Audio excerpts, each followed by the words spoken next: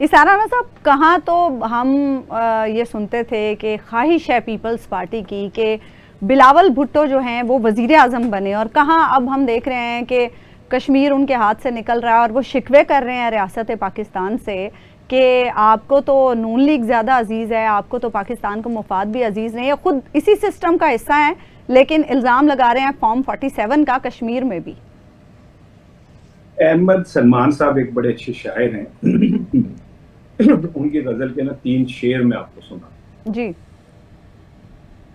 वो कहते हैं कि जो हम पे गुजरे थे रंज सारे, जो हम पे गुजरे थे रंज सारे, जो खुद पे गुजरे तो लोग समझे, जो अपनी अपनी मोहब्बतों के अजाब झेले तो लोग समझे।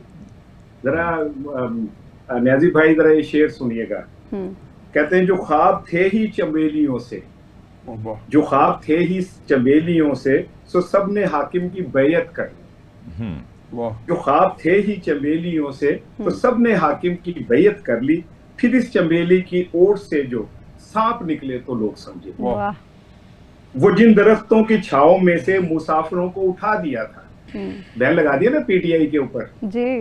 वो जिन दरख्तों की छाओं में से मुसाफिरों को उठा दिया था, इन्हीं दरख्तों पे अगले मौसम जो फूल ना उतरे तो लोग समझे। हूने ना समझ आ रही कि जो रियासत है वो एक पार्टी के लिए सब कुछ कर रही है और क्यों कर रही है। एक मुझे कौमी मुफाद आज तक नहीं समझ आई। क्या कौमी मुफाद जब आपको गिलगित मिलता है तब नहीं होता, जब पीटीआई की मखसूस निशिस्तें आपको मिलती है तब नहीं होता, जब पीटीआई को पार्टी वो इलेक्शन से रोक दिया जाता है जब नहीं होता, जब क्या कहते हैं कश्मीर में जो मुजाहिरीन हैं वो अपने प्रोटेस्ट के लिए सड़कों पे होते हैं तो आप खामोशी इख्तियार करते हैं मुजरिमाना तब नहीं होता। क्या जब 8 फरवरी के इंतखाबात आपके सामने आंखों से चुरा के किसी को दे दिए जाते तब नहीं होते। जब थोड़ी बेलनेज वहां आती है तो तब पता चलता है कि कौमी मुफाद और ये एक पार्टी जो है वो लाडली है, तब आपको याद आता है ये सारा कुछ।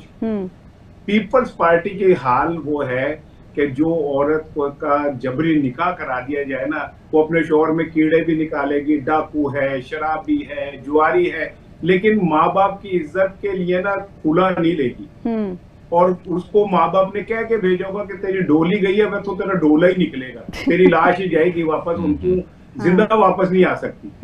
तो ऐसे में बिलावल भुट्टो की ये चीखें वीखें, मुझे तो हंसी आती है इनके ऊपर कि जहां से आपके मुफादात के ऊपर कोई पांव रखता है तो आपको याद आता है कि ओहो नवाज शरीफ के लिए तो सारे रास्ते खोल दिए हैं और कौम को नुकसान पहुंचा के नवाज शरीफ को अकोमोडेट के। तब क्यों नहीं बोले जब नवाज शरीफ लंदन से वापस आए थे और आपको पता था कि अदालतें उनको सारा ग्रीन चिट दे रही हैं, उनको बुला के जनाब अली बायोमेट्रिक करवाया जा रहा है उनकी खिदमत में, उनके केस यक जुम्बिश कलम वापस लिए जा रहे हैं, रियासत उनको लंदन से लेके आ रही है, जल्द से करवा रही है, तब खामोश क्यों रहे? तब आपको हिस्सा मिलना था, इसलिए आप खामोश रहे। आज आपकी चीखें निकल रही है क्योंकि जो कुछ पीटीआई के साथ 8 फरवरी में उसका -1% आपके साथ हुआ तो आपकी चीखें निकल रही हैं। सो मैं बिलावल भुट्टो की इस तकरीर को सीरियस नहीं लेता, क्योंकि बस सवाल मेरा एक ही है, जब हम ये कहते हैं कि रियासत क्यों कर रही है तो मुझे क्लियर नहीं है कि रियासत से क्या मुराद लेते हैं ये लोग।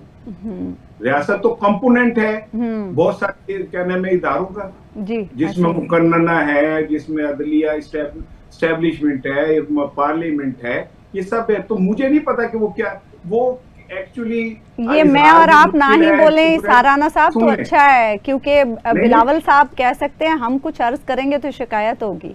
नहीं हो जाए शिकायत भाई, मैं तो एक सहाफी हूँ और मैं तो वो बात करूंगा जो मैं अवाम महसूस करती है जी। इजहार भी मुश्किल है, चुप रह भी नहीं सकते, मजबूर है उफल्ला, कुछ कह भी नहीं सकते, तो भाई कह नहीं सकते तो फिर हम क्या करें? मुझे बताए, वो गूंगा प्रोग्राम शुरू कर देते हैं, मैं इशारों से बात करूंगा।